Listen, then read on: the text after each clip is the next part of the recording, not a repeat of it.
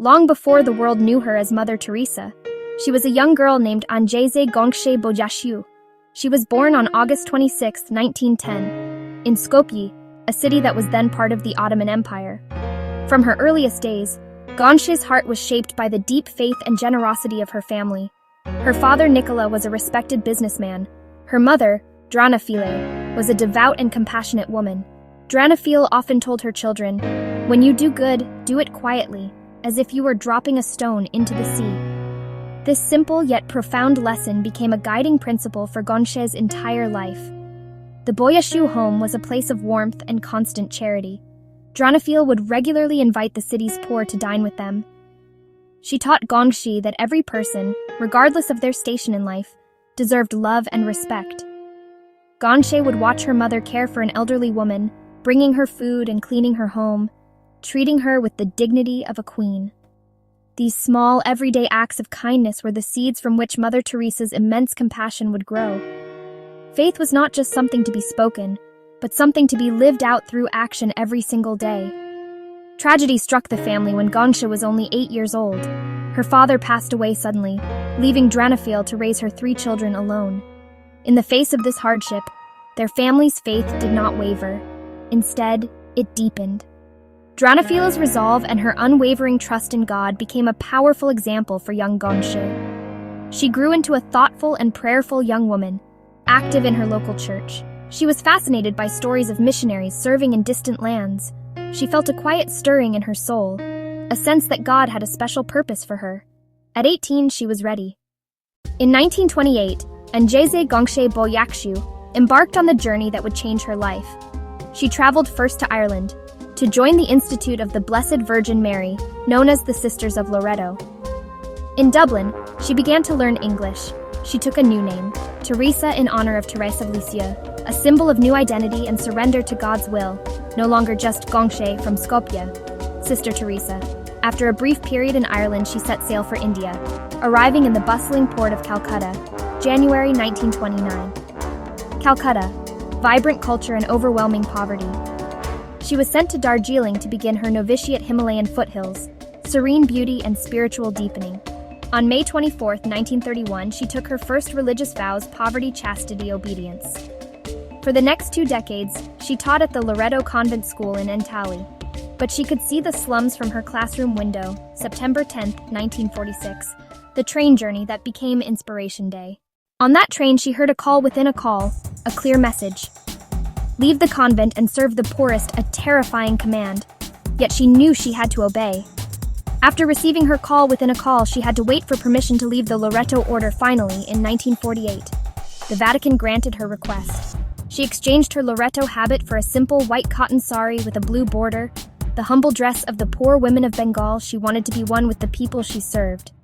With only 5 rupees in her pocket, she walked out of the convent gates into the slums of Calcutta.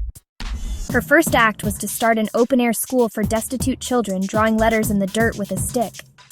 Her work began small, with 1 person at a time. She found a man dying on the street. She stayed with him, cleaning his wounds and offering comfort. She saw the immense need for a place where the dying could pass away with dignity and love. This led her to establish her first home for the dying, Nirmal Hriday, the place of the pure heart, in 1952. It was a small space, a former Hindu temple, but it was filled with immense love. Here, people who were rejected by society, left to die alone on the streets, were brought in. They were bathed, fed, and cared for, given the simple human touch they had been denied for so long. Soon, others were inspired by her selfless example. The core of Mother Teresa's work was her unwavering commitment to the individual. She did not see the poor as a faceless mass or a social problem to be solved. She saw individual souls, each one precious to God. Her approach was direct and personal.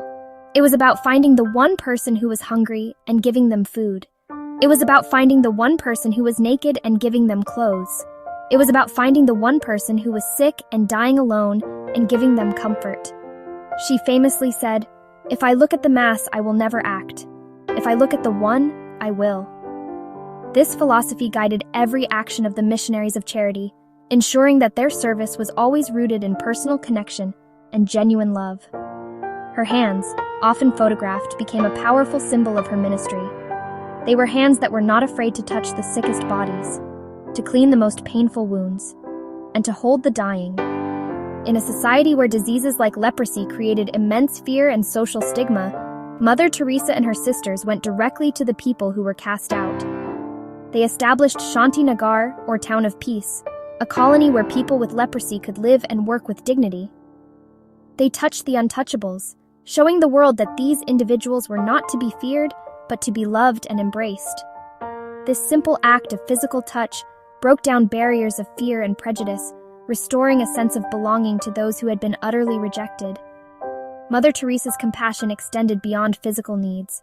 She understood that the greatest poverty was the poverty of being unloved, unwanted, and forgotten. She often spoke of the spiritual poverty she witnessed in wealthy countries, a loneliness and emptiness that material possessions could not fill. Her mission was to alleviate this poverty of the heart as well. She and her sisters offered a listening ear, a gentle smile, and a moment of companionship. While the world saw Mother Teresa as a beacon of unwavering faith and joy, her inner life was marked by a profound and painful trial. For nearly 50 years, almost from the moment she began her work with the poor, she experienced what spiritual writers call a dark night of the soul. She felt a deep sense of God's absence. In her private letters, published after her death, she wrote of terrible emptiness and the feeling that God had abandoned her. This inner turmoil contrasted with the radiant smile she presented to the world, making her service all the more remarkable. This spiritual suffering was her secret cross, one she bore with incredible strength and silence. Her commitment was not emotional consolation, but a pure act of will and faith. By the 1970s, the humble work that began in the slums of Calcutta had captured the attention of the entire world.